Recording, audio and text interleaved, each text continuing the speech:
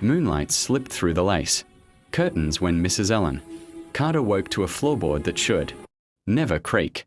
The clock glowed 3:17 a.m. Toto stood rigid at the bedroom door, hackles raised. A warning growl rolling low and steady. Mrs. Carter reached for her glasses with trembling fingers. Her heart fluttered like a trapped bird. "Who is there?" She whispered into the dark. A shadow filled the doorway. A man stepped forward, but hiding most of his face, eyes wide and glassy. He pointed at her left hand. "The ring," he rasped. "Give me the gold ring now." Mrs. Carter covered the simple band her husband had placed there 53 years earlier. She shook her head slowly. "This is all I have left of him," she said, voice breaking.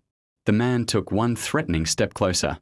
In that instant, Toto launched himself across the room like black and white lightning. He struck the intruder hard, jaws closing on the sleeve, dragging the man sideways. A lamp crashed to the floor and shattered. The intruder yelled and swung his fist. It connected with Toto's head. Yet the border collie only tightened his grip and pulled harder. Mrs. Carter scrambled from the bed, bare feet on cold wood, reaching for the telephone. She pressed 911 with shaking hands. "There is a man in my house," she cried into the receiver. "He is hurting my dog. Please come quickly." The operator's calm voice promised help was on the way. Over the open line came the terrible sounds, snarls, thuds, the man's panic curses.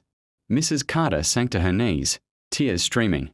"Toto, let go. You will get hurt," she begged. Toto refused to release his hold. 8 minutes stretched like hours while distant sirens grew louder. The intruder kicked and struck again and again, yet Toto pinned him in the corner.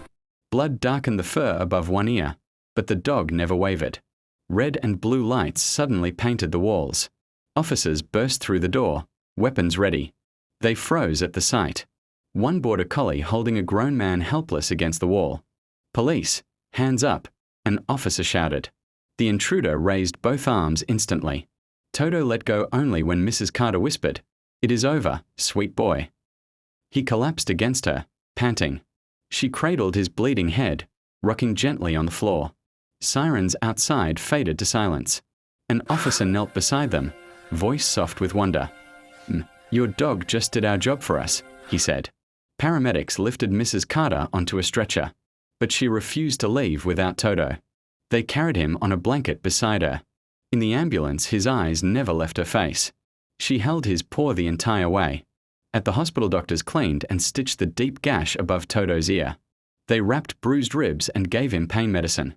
Mrs. Carter sat on the emergency room bed in a paper gown, waiting until they said he would be all right.